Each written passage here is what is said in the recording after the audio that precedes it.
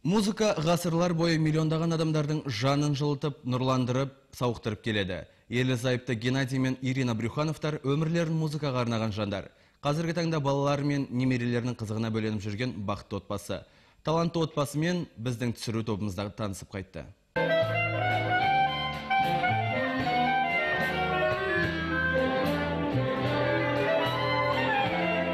Геннадий Васильевичтің отбасында музыканттар болған жоқ. Алайда музыка өзіне үнемі баурағандықтан ол 10 жасында Үрмелі аспаптар оркестріне жазылады. Мерейтой иесінің шығармашылық жолы осылай басталған болатын. Бұнымен тоқтамай Құрманғазы атындағы мемлекеттік консерваторияға түсіп, музыка жайлы білімін тереңдеткен. Жастайынан көркем дыбыстарды құлағына сіңіріп өскен Геннадий көптеген амплуаларды байқап, музыкалық спектакльдарды қойған. Сонымен қатар әскери оркестрдің жетекшісі қызметін де атқарған. Бүгінгі таңда дирижер, джаз және эстрада музыкасы оркестрінің көркемдік жетекшісі. Геннадий Васильевич музыкаға деген махаббатты жас ұрпақ бойына сіңіруде. Приходили молодежь 14, 15, 16. 14-18 жастағы жастар келіп музыканы тыңдайды. Менің осы бағытта жұмыс істеуім де кездейсоқтық емес. Көрермендерге де осы бағыт ұнайды. Қазіргі таңда жастар көбіне рок ойнайды. Менің ойымша әрине ойнасын, уақыттарын босқа өткізгенше. Геннадий Васильевичтің адал жары Ирина шығармашылық жолда жұбайын үнемі қолдау көрсетіп, концерттерді ұйымдастыруға көмектеседі. Ал ең бастысы Ирина Геннадийге нағыз муза бола алған. Ирина болашақ мамандығын таңдаған жоқ. Себебі оны 6 жасында саз мектебіне берген болатын. Артынша консерваторияға түсіп, өзін оқытушылық мамандығында тапқан. Музыкамен ерлі-зайыптылар 30 жыл бірге. Я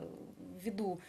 Мен жұбайымның концерттерін ұйымдастыру және жүргізуге көмектесемін. Бізде ортақ бағдарламалар өте көп. Маған өзіме көбіне классикалық музыканың концерттерін жүргізген ұнайды. Қыздары Юля мен Анастасия ата-аналарының жолын қуған жоқ. Ирина мен Геннадий Брюхановтардың айтуынша, музыка үлкен еңбекті қажет ететін өнер. Лаура Талипова, Екатерина Белоусова, Дулат Мусафиров, ақпарат.